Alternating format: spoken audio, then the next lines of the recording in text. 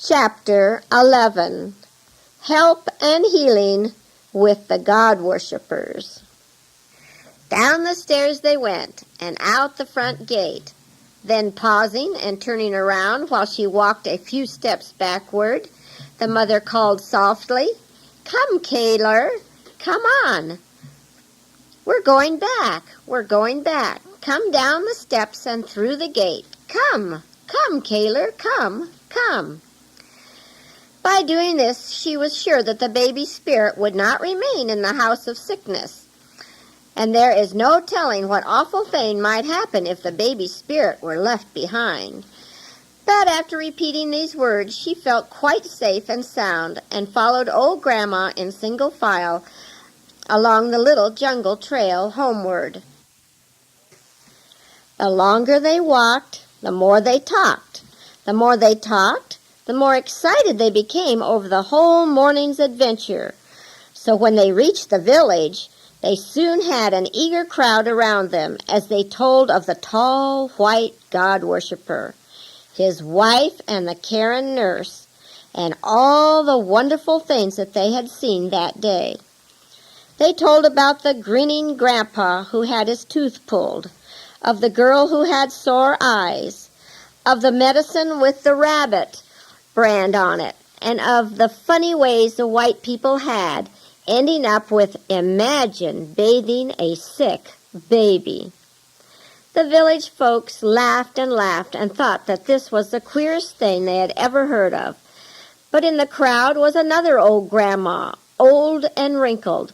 Not a tooth remained in her head, but in her mouth there was a wad of betel nut that she always kept there and rolled it around and around, letting the red juice run down the corners of her mouth, making her look rather like a cannibal. Her hair was disheveled, her head was shaky, her voice was squeaky.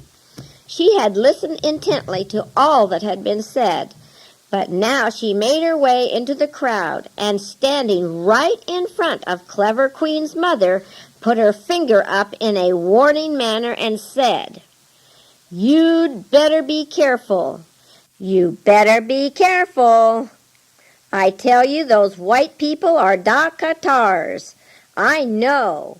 Haven't I heard people tell all about white people? They're Dakatars. They're Dakatars.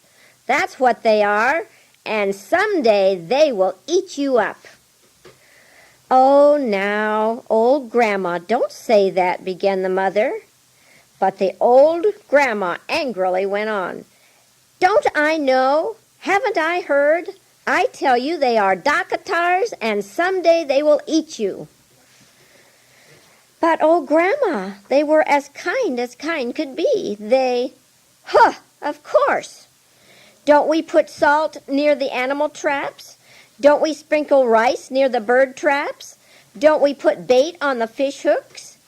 Can't I remember hearing those that told that they saw someone who said that someone told them that once there was a white man, and he gathered up a lot of young folks, and for a time it looked as if he were kind and good. But then he put them on a boat one day and took them across the ocean and fed them to the Dakatars, and we've never seen or heard tell of them ever since." "Huh, you can't tell me. But what do I care? If you want to get eaten, then go to the white Dakatars. Go every day. Eat his medicine. Eat. And someday he'll take you and drag you down under the water. But don't say I never told you. I surely have told you." "Yes, and if you don't believe me, go into the house someday and you'll see a little box in one corner, and it's just jammed full of devils and spirits of the people that he has eaten.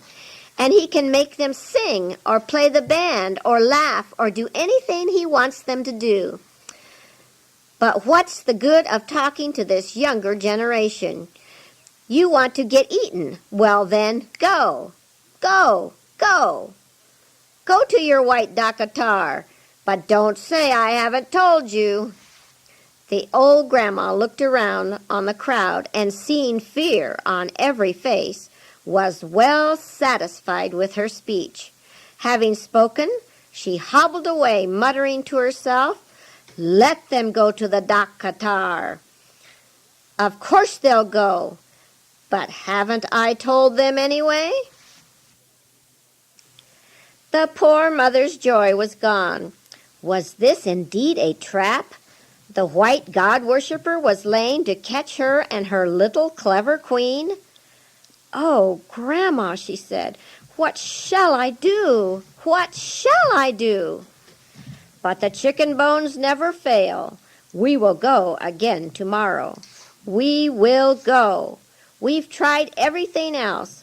If we stay here, our baby will die, and we will surely keep our eyes open as we go to see if what old Grandma says is true." So the next day they went to the dispensary again. They were not nearly so frightened this time. The mama was there and bathed the baby and put on nice ointment. And they went again the next day and the next. Clever Queen was getting well so quickly, and how she enjoyed her bath. The only time she cried was when she was taken out of her tub. But the sores, they were drying up and healing quickly. Even if those people are Dakatars, as the old grandma declared, there has been indeed lots of help with the god worshippers. And every day as they came home, they gave the news of the day's happenings at the dispensary.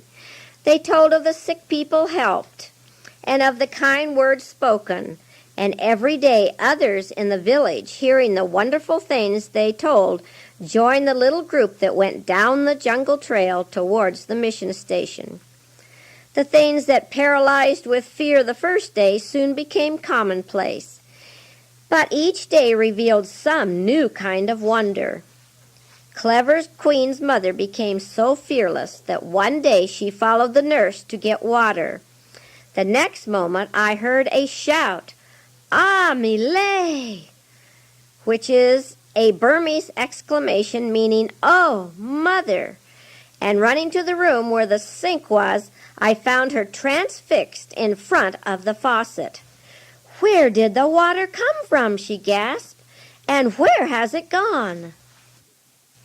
The Karen nurse was speechless with laughter, and though we explained and pointed to the water tank over the well, she was very quiet during the rest of the treatment. I wonder what she told the village folks when she returned that day.